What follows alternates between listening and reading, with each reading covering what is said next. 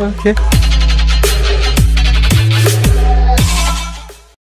So guys, unaona ni mkeka leo tarehe 10, hizi mechi zimechezwa mchana na hizi hapo naona zimewins. So nikaamua kuandaa mkeka mwingine, nikasema ngoja ni share idea na nyinyi. Mimi natumia Pali Pesa, ndio wao wanatumia kutengenezea mikeka. So nikasema ngoja ni share na nyinyi idea ili tuangalie jinsi gani tunaweza kusaidiana. Hapa kuna mkeka ambao nimeuandaa. Kuna mkeka ambao nimefanyaje, nimeuandaa ni huu hapa. Mkeka ni huu hapa ambao nimeuandaa. Mimi natumia Pali Pesa kwenye kufanya kwenye kutengenezea mikeka yangu. Alafu nilikuwa nataka nifungue group la WhatsApp, basi tukiwa tunakuja kule ili niwe natuma zile kodi ya bet slip, itakuwa rahisi zaidi kuwasaidia watu ili kuweza kufanyaje, ili kuweza kubet kwa haraka zaidi. Kwa hiyo hapa nashindwa kuweka, kwa hiyo nitaangalia pia huo utaratibu kuweka bet slip. So usisahau kusubscribe, kucomment, kulike na kushare video hii kwa watu wengine. So mikeka yangu leo ni hii hapa. Hii hapa mikeka. Hii mingine chini imewins yote. Hii imeshakuwa. Hii nilishawekaga na ikawins. Hebu hiyo tuachane nayo. Tuangalie mikeka leo. Mikeka leo nimeweka kama 3, lakini kuna mkeka huu hapa, una mechi 6. Huu hapa. Mkeka ni huu hapa leo tarehe 10. Leo najua England leo kuna mechi. Hapa leo kuna Southampton anacheza dhidi ya Manchester City. Kwa hiyo mimi nimeweka over 2.5 Manchester. Yaani full time mechi nzima ipatikane zaidi ya magoli 2.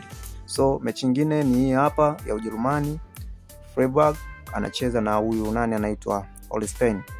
So hiyo mechi nani nimeweka over 2.5.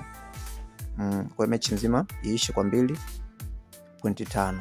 So wewe pia unavoangalia kama unaona kuna sehemu unahitaji kufanya mabadiliko, pia unaweza kubadilisha kulingana na wewe pia idea yako. Kwa sababu betting ni bahati. So kitu kingine tena leo mechi nyingine anacheza pia Ujerumani ni Bayern Munich anacheza dhidi ya Borussia Mönchengladbach, sijui wanajiita majina mimi mengine sielewi. Mimi nazikaliligi tu timu. So nimempa Bayern Munich ashinde. Mechi nyingine leo Hispania Atletico Madrid atacheza na Real Sociedad, nimempa Atletico Madrid awini. So wewe pia utaona, angalia kama unaona kuna sehemu unahitaji kufanya mabadiliko, pia utafanya mabadiliko. Nyingine pia ni hao hapa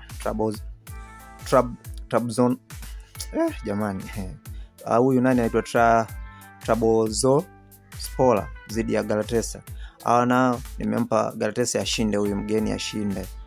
So mechi nyingine ni hapa ya Olympique Marseille na leo anacheza, nimempa over 2.5, nimetoa 2.5 full time mechi iishe kwa 2.5 over.